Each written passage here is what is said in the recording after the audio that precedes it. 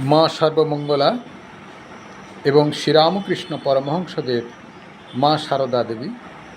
এটি সারদা রামকৃষ্ণ আশ্রম, পলাশীপাড়া, নদিয়া। ওম অজ্ঞানন্তিমিরন্ধস্য জ্ঞানাঞ্জনশলাকয়া চক্ষুর্মীলিतं येन তস্मै শ্রীগুরবে নমঃ। ওম গুরুর্ব্রহ্মা গুরুবিষ্ণু গুরুদেব মহেশ্বর গুরুর্সাক্ষাৎ পরম ব্রহ্ম তস্मै শ্রীগুরবে নমঃ। অজ্ঞানন্তিমিরন্ধস্য জ্ঞানাঞ্জনশলাকয়া চক্ষুর্মীলিतं येन তস্मै শ্রীগুরবে নমঃ। ওম অখণ্ডমণ্ডলাকারं ব্যক্तं येन চরাচরं তৎপদं দর্শিतं येन তস্मै শ্রীগুরবে নমঃ। ওম স্থাপকায় চ ধর্মস্য সর্বধর্মস্বরূপিণে অবতার বরিষ্ঠায় রামকৃষ্ণায় তে নমঃ। ওম জননীং শারদাং দেবীং রামকৃষ্ণং জগদ্গুরুং পাদপদ্মে তয়োশ্রিত্বা প্রণমামি মুহুর্মুহুঃ। নমঃ শ্রী জ্যোতিরাজায় বিবেকানন্দশূরায় সচ্চিদসুখস্বরূপায় স্বামিনে তপোহারিণে কালিন্দী ফুল্লকমলে মাধবেন ক্রীড়ারত ব্রহ্মানন্দং নমস্তুভ্যং সদ্গুরো লোকনায়কম। আপনারা প্রশ্ন করেছেন, গতকাল হয়েছে গুরুকে এবং গুরু পূর্ণিমা কি, সেটি আলোচনা হয়েছে। 2023 সালে গুরু সম্পর্কে প্রথম, আজকে গুরু সম্পর্কে দ্বিতীয় খণ্ড। আজকে কোন ব্যক্তি গুরু গ্রহণ করার যোগ্য এবং গুরুর প্রয়োজনীয়তা। তা আমি পুরাণ মতেতে একটি গল্প বলি আপনাদের কাছে। নারদ ভগবান বিষ্ণুর পরম ভক্ত। নারদ যাকে আমরা বলি, প্রথমে তার গুরুকরণ যখন হয়নি, একদিন ইচ্ছা জাগলো, তিনি তো সব জায়গায় ঢেঁকি চড়ে ঘুরে বেড়ান, এই আছেন এই চলে যাচ্ছেন। ভগবান বিষ্ণুর কাছে গেছেন, মাতা লক্ষ্মীর সঙ্গে ভগবান বিষ্ণু আছেন। তা নারদ সেখানে গিয়ে একটু ভগবান বিষ্ণু বসতে বললেন, বসলেন। তারপরে প্রণামাদি করে তিনি উঠলেন, অর্থাৎ চলতে শুরু করলেন। ভগবান বিষ্ণু লক্ষ্মী দেবীকে বলছেন, মা গঙ্গার স্মরণ করে একটু জল ছিটিয়ে দাও। বলছে, কেন? তোমার ভক্ত ওখান থেকে উঠে গেল, সে কি এত অপবিত্র, সেখানে গঙ্গা জল দিতে হবে? বিষ্ণু দেবী বলছেন, তা অপরদিকে সেই কথাগুলো নারদ শুনতে পেয়েছে, কানে গেছে। ফিরে এলেন নারদ, যে ভগবান বিষ্ণুকে জিজ্ঞেস করলেন, আমি কি এত অপবিত্র? তোমার কাছে বসেছিলাম, আমি চলে যাওয়ার পরে মা গঙ্গার স্মরণ করে গঙ্গা জল ছুটাতে হলো। বলছে, তুমি গুরুকরণ করনি। গুরুকরণ যতক্ষণ না হয় ততক্ষণ দেহ শুদ্ধ হয় না, মন পবিত্র হয় না, এবং কথার আঁট থাকে না, ওই হালবিহীন নৌকা যেমন ঘুরতে থাকে, গার্জেনবিহীন ছাত্র যেরকম চঞ্চল হয়ে সমাজে চলাফেরা করে, ঠিক প্রত্যেকটা মানুষ, প্রত্যেকটা জীব গুরু ছাড়া এইভাবেই চলে। তার কোনো ভাবনার ঠিক থাকে না। তখন তিনি চমকে পড়লেন। ভগবান বিষ্ণুর এত সান্নিধ্য করেও তিনি সাধারণ জীবের থেকেও অনেক নিচুতে অবস্থান করছেন। মনে মনে ভাবলেন, উপায়? ভগবান বিষ্ণুকে বলছেন, আমি তো তোমার ভক্ত, তা আমাকে উপায় তুমি বলে দাও। নাছোড়বান্দা। ভগবান বললেন, মর্তলোকে যাও, ধরাধামে যাও, যাকে প্রথম দর্শন করবে তাকেই তুমি গুরু বলে স্বীকার করে নেবে। তিনি ধরাধামে এলেন, সঙ্গে সঙ্গে দেখলেন একটি জেলে মাছ ধরছে, গায়ে মাছের গন্ধ, জালে মাছ আছে। তা মনে মনে ভাবলেন, এটি বা কি আমাকে শিক্ষা দিবে, ধর্ম শিক্ষা দিবে? জেলে মাছ ধরে খায়, ও আমাকে কি ধর্ম শিক্ষা দেবে? ওর কাছ থেকে ধর্ম শিক্ষা নেব? যাই, আমি আবার ভগবানের কাছে যাই। তিনি ভগবানের কাছে আবার ফিরলেন, ফিরে বললেন, হ্যাঁ, আমি তো প্রথম দর্শন করলাম একটা জেলে মাছ ধরছে, সে আমাকে কি ধর্ম শিক্ষা দেবে? তাই আমি কিছু না বলে চলে এসেছি তোমার কাছে। ভগবান বিষ্ণু রেগে গেলেন, রাগ ভাব প্রদর্শন করলেন। তিনি কি আর কখনো রাগেন? ভাব প্রদর্শন করলেন, বললেন, তুমি তাহলে আমার কথা শুনবে না? তুমি কিনা আমার ভক্ত? যে ভগবানের কথা শোনে না, সে ভগবানের ভক্ত কি করে হয়? তখন বাধ্য হয়ে জেলের কাছে পুনঃ উপস্থিত হলেন। উপস্থিত হয়ে বললেন, দেখো, আমি ভগবানের ভক্ত, ভগবান বিষ্ণুর পরামর্শ মতো তোমার কাছে এসেছি। আমার প্রথমে হয়তো পছন্দ হয়নি, সত্য কথাই, নারদ সত্য কথা বলতেন, এটি তার বিশেষ গুণ।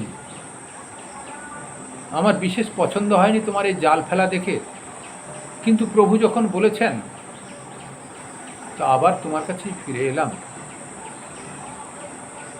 তুমি আমাকে মন্ত্র দীক্ষা দাও, কিভাবে জীবনযাপন করব, কিভাবে সবসময় ঈশ্বরে আমার মন থাকবে, সব তুমি বলে দাও। বলছে, আমি তো জেলে, মাছ ধরা আমার কথা, মাছ ধরে খাই, তোমাকে কি মন্ত্র দীক্ষা দেবো? বলছে, যা হোক, আমার কিছু করার নাই, তুমি যা মন্ত্র দেবে সেটি আমি পালন করব। তা তিনি যাই হোক অনিচ্ছা সহকারে, উনারও, আমাদের নারদেরও অনিচ্ছা আর জেলেরও অনিচ্ছা, দুই সহকারে চিড়িং বিড়িং যাই হোক কিছু বলে দিয়েছেন। তা তিনি আবার ভগবান বিষ্ণুর কাছে বলেছেন, আমার পছন্দ হয়নি তোমার ওই জোর জবরদস্তিতে আমি জেলেকে গুরু করলাম। আর ভগবান বিষ্ণু প্রচণ্ড রেগে গেছেন, দূর হও এখান থেকে, দূর হয়ে যাও। তিনি হাত জোড় করে বলছেন, কেন, কি হলো, আমি কি অপরাধ করেছি? গুরু নিন্দা করেছ, গুরুনিন্দার করার অপরাধ আমি তোমাকে অভিশাপ দিচ্ছি, তুমি 84 লক্ষ যোনি ভোগ করো, তোমার এই নারদ প্রবৃত্তি আর থাকবে না, 84 লক্ষ যোনি ভ্রমণ করো তুমি। বলছে আমার এই অভিশাপ থেকে উদ্ধার কি করে হবে, আমি এইসব যোনির ভিতরে আমি থাকতে পারবো না, তোমাকে ভুলে যাব, তোমাকে ভুলে গেলে আমার চলবে না, আমার কি পথ তুমি বলে দাও। যে জেলে তোমার গুরুদেব, সেই গুরুদেবই সেই পথ তোমাকে বলে দেবে। তিনি আবার জেলের কাছে গেলেন, বলছেন দেখো ভগবান বিষ্ণু আমাকে অভিশাপ দিয়েছেন। আনুপূর্বিক সমস্ত বললেন, আমি তোমারকে পছন্দ করিনি বলে একটু মুখ ফসকে বেরিয়ে গেছিল, মাছ ধরা লোকের কাছে আমাকে গুরুকরণ করালে, আর তুমি প্রচণ্ড রেগে গিয়ে আমাকে এই অভিশাপ দিয়েছেন, 84 লক্ষ যোনি ভ্রমণ করার কথা বলেছেন। বলছে বেশ, তো আমার কাছে পাঠিয়েছে যখন, তা আমি যা বলবো তা শুনবে? বলছে হ্যাঁ, গুরু যখন করেছি, গুরু যা বলবে তাই শুনতে হবে। বলছে এক কাজ করো, তুমি 84টা যোনি অঙ্কন করো, 84 লক্ষ যোনি, 84টা না, 84 লক্ষ যোনি তুমি এখানে এঁকে ফেলো, এঁকে ফেলে তার উপরে বেশ কয়েকবার পরিভ্রমণ করো, যাওয়া আসা করো, পরিভ্রমণ করো, দিয়ে তুমি ভগবানের কাছে ফিরে যাও, দিয়ে বলবে আমি 84 লক্ষ যোনি পরিভ্রমণ করে তোমার কাছে ফিরে এলাম। তারপর কি বলে শুনো। বাহ, ভারী সুন্দর। এই না হলে গুরু জাল ফেললেই বাকি আছে, কিন্তু তার ভিতরে জ্ঞান, অর্থাৎ ভগবান বিষ্ণুই জেলে হয়ে তাকে দর্শন দিয়েছিলেন। কারণ নারদ মাঝে মাঝে চোখের সঙ্গে পরখ করেছেন, ভগবানকে যেমন দেখতে সুন্দর পদ্মপলাশ নয়ন, এই জেলেটির নয়ন তো তেমন ভারী সুন্দর পদ্মপলাশ, যেন কৃপা বর্ষিত হচ্ছে নয়ন থেকে, অথচ জাল ফেলে, এটা সন্দেহ হচ্ছিল। তা যাক, ভগবান বিষ্ণুর কাছে গেলেন, গিয়ে বললেন প্রভু তুমি অভিশাপ দিলে, খণ্ডন কে করবে তাও বলে দিলে, তা আমি উনার কাছে গেলাম, উনি আমাকে 84 লক্ষ যোনি চিত্র অঙ্কন করতে বললেন এবং তার উপরে কয়েক পাক ঘুরতে বললেন। আমি চিত্র অঙ্কন করে কয়েক পাক ঘুরলাম, তারপর বললেন তুমি এই অভিশাপ থেকে মুক্ত হয়ে গেছো। বাহ বাহ, সুন্দর সুন্দর। দেখো, আমি অভিশাপ দিলে ব্রহ্মা, শিব বা অন্য ত্রিকালজ্ঞ ঋষি কেউই তোমার খণ্ডন করতে পারত না, একমাত্র গুরুই তোমার খণ্ডন করেছে। এই সমস্ত 84 লক্ষ যোনি ভ্রমণের অভিশাপ, কত বছর যে যেত, কত জন্ম যেত, 84 লক্ষ জন্ম মানে কত বছর যেত,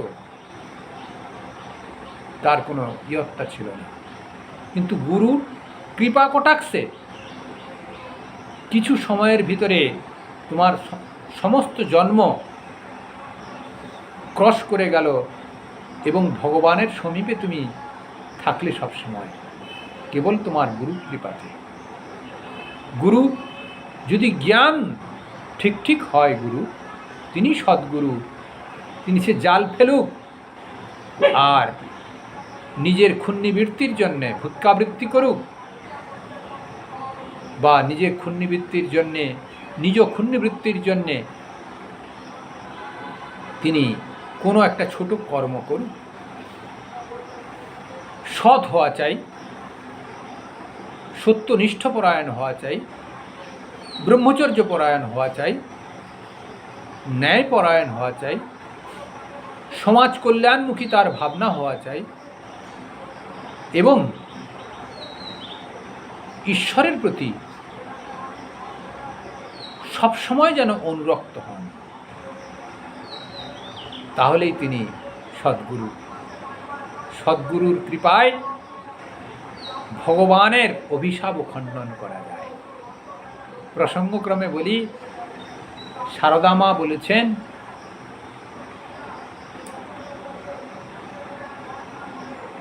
তাঁর কৃপায় ব্রহ্মশাপেও কিছু হয় না এবং তাঁর নিজ হাতে যে কর্মফল ছিল সেটিকেও ঈশ্বরের কৃপাতে বা ঈশ্বর অনুকম্পায় তার কলম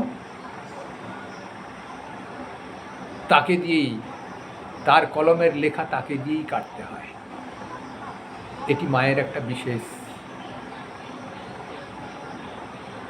বাণী।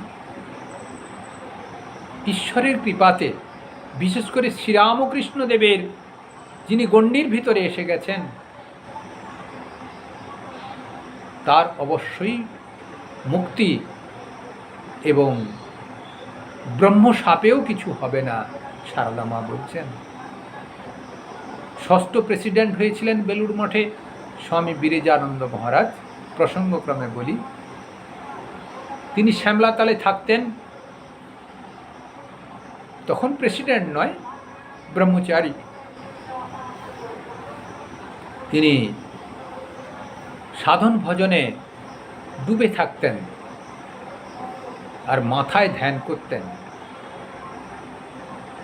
তিনি মাকে তার করলেন, মা, তোমার সন্তান শেষে কি পাগল হয়ে যাবে?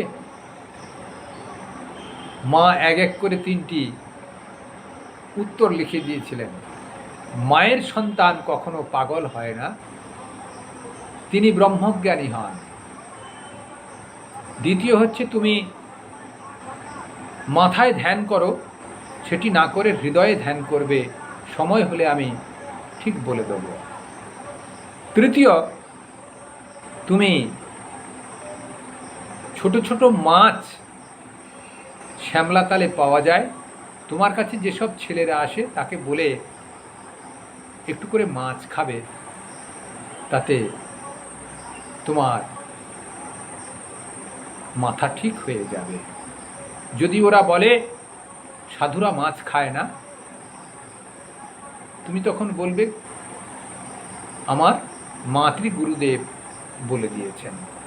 তারা গুরুকে খুব শ্রদ্ধা করেন, গুরু নির্দেশ দিয়েছেন, আর কোনো কথা হবে না।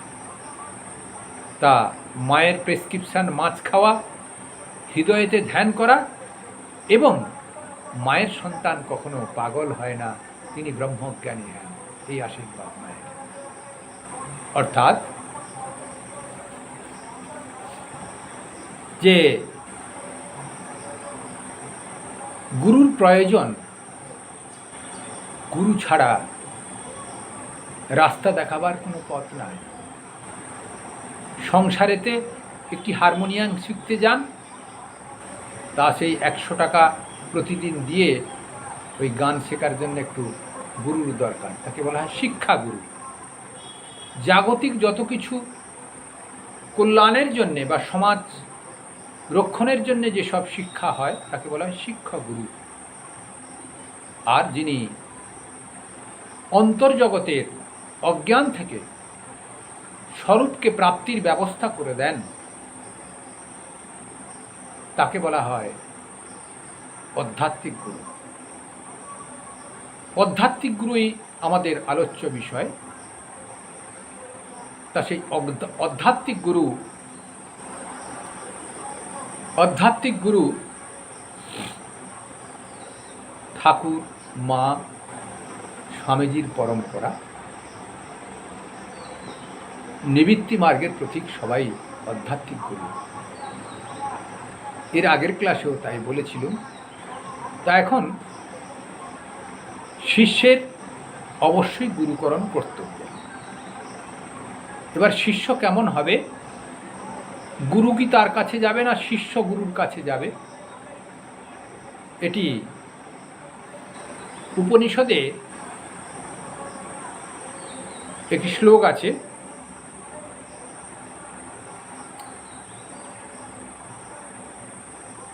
গুরুমেবা অভিগচ্ছেৎ ক্ষত্রিয় ব্রহ্মনিষ্ঠ সমিৎপাণি ক্ষত্রিয় ব্রহ্মনিষ্ঠ গুরুমেবা অভিগচ্ছেৎ। সমিৎপাণি, ক্ষত্রিয়, ব্রহ্মনিষ্ঠ, এই তিনটি গুরুর কাছে যিনি দীক্ষা নেবেন তার প্রয়োজন। সমিৎপাণি, আমরা দীক্ষা যারা নিয়েছেন তারাও তো শ্রবণ করবেন নিশ্চিত কেউ কেউ। কতগুলো জিনিস উপকরণ লেখা থাকে। লেখা থাকে মানে মানুষ আজকাল এমন হয়ে গেছে, কলিযুগের মানুষ শ্রদ্ধার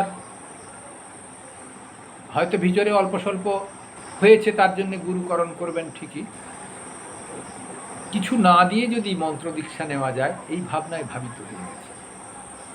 সেই জন্যে কতগুলো বলে দেওয়া হয়, জানিয়ে দেওয়া হয়।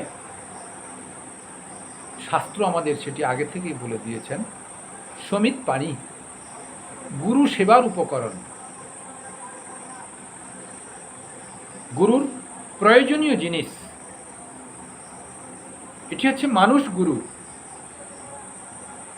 যিনি ভগবান, তিনিও মনুষ্য শরীরে আসেন। তার এই জগতে বসবাসের জন্য যা কিছু প্রয়োজন, অন্তত একদিনের খরচা শিষ্যের বহন করা উচিত। একটি লেখা থাকে আমাদের, আমরাও দিয়েছি। আমি হয়তো ব্রহ্মচারীর পরে মন্ত্র দীক্ষা হয়েছিল আমার 86-এ শ্রীমৎ স্বামী গম্ভীরানন্দ মহারাজের কাছ থেকে আমার মন্ত্র দীক্ষা। আশ্রম থেকে আমাকে সব দিয়ে দিয়েছিল, ফুলমালা, ফল, মিষ্টি, যা কিছু প্রয়োজন। কিন্তু গৃহস্থ লোক যারা প্রবৃত্তি মার্গে আছেন, তারা গুরুর কাছে এলে গুরু যেই দিন দিবেন, তিথি দেওয়া থাকবে, দীক্ষার দিন গুরুদেব নির্দিষ্ট করে দেবেন। প্রশ্ন উত্তর পর্ব শেষ করার পরে একটি ডালায় ফুল, বেলপাতা, চন্দন, অগুরু, ধুতি, যদি পুরুষ গুরুদেব হন ধুতি, যদি স্ত্রী গুরুদেব হন শাড়ি নেবেন, গেঞ্জি কি জামার পিস কি গামছা, যেগুলো নিত্য প্রয়োজনীয়, এবং মিষ্টির প্যাকেট, ফুলের মালা, ধূপকাঠি, এবং তার সঙ্গে দক্ষিণা ঠাকুরের জন্যে, অর্থাৎ ইষ্টের জন্যে, গুরুদেবের জন্যে। এগুলি মনে মনে সব সিদ্ধান্ত করে এবং ক্রয় করে একটি ডালায় দিয়ে গুরুদেবের কাছে সাষ্টাঙ্গ প্রণাম করে গুরুদেবকে দেওয়া হয়, কখনো আগে নচেত কখনো পরে। কিরকম? সমিৎপাণি ক্ষত্রিয় ব্রহ্মনিষ্ঠ। সমিৎপাণি হয়ে গেল, অর্থাৎ গুরু সেবার উপকরণ আমি হাতে নিয়ে গেলাম। একটি ডালায় কি একটি শুদ্ধ পাত্রে, এখন সব স্টিল হয়ে গেছে, স্টিলের থালাতে নিতে পারেন। আগে কাঁসার থালা ছিল, কি ওই বেতের ডালা ছিল, বাঁশের ডালা, নানা রকম যে যেমনটি পাবেন। তা সমিৎপাণি ক্ষত্রিয়, ক্ষত্রিয় মানে এই আমাদের ব্রাহ্মণ ক্ষত্রিয় বৈশ্য শূদ্র, সেটি নয়। সেটা বর্ণ হিসেবে ভাগ করা হয়েছে যে সমাজকে, সেখানে ক্ষত্রিয়, সেই ক্ষত্রিয় নয়, এখানে ক্ষত্রিয় মানে যিনি গুরুবাক্য শ্রবণ করবেন, গুরুর কথা মেনে চলবেন, বা শাস্ত্রের বাক্য মহাবাক্য শ্রবণ করবেন। এখানে মহাবাক্যের কথা উল্লেখ থাকলেও আমরা এখন গুরু বাক্যের কথাই, গুরু মন্ত্রের শ্রবণের কথাই গুরুত্ব বেশি দেব। সন্ন্যাসীর মহাবাক্য শ্রবণ হয়, সেটা পরে না হয় একদিন আলোচনা হবে। এখন সাধারণ শিষ্যদের কথাই বলা হচ্ছে, অর্থাৎ গুরুর কাছে উপকরণ নিয়ে গিয়ে মনের ভিতরে যে প্রশ্ন আছে, গুরুর প্রতি যে আকাঙ্ক্ষা আছে, গুরু আমাকে মন্ত্র দীক্ষা দেবেন, আমি সেটাকে সাধন ভজন করব বা জপ করব, সেই ক্ষত্রিয় অর্থাৎ শ্রবণ পিপাসু ব্যক্তি গুরুবাক্য শ্রবণের ক্ষেত্র প্রস্তুত হয়ে গেছে, পবিত্রতায় ভরপুর হয়ে গেছে, তার ভিতরে নিষ্ঠা, যেন জমি নাগল দিয়ে 3 চাষ করে দেওয়া হয়েছে, কেবল সারও ছড়ানো হয়ে গেছে, কেবল বীজটা বপন হবে। গুরু সেই মন্ত্র দেবে, সেখানে গাছ তৈরি হবে, ছোট চারা গাছ, ছোট বীজ বপন হলো, চারা গাছ সেখান থেকে মহিরু আকার ধারণ করবে, তিনি আবার গুরু হয়ে যাবেন ভবিষ্যতে। অর্থাৎ ক্ষত্রিয় তার ক্ষেত্র প্রস্তুত হয়ে গেছে, তিনি গুরুর কাছে গেলেন। তাহলে কি কি হলো?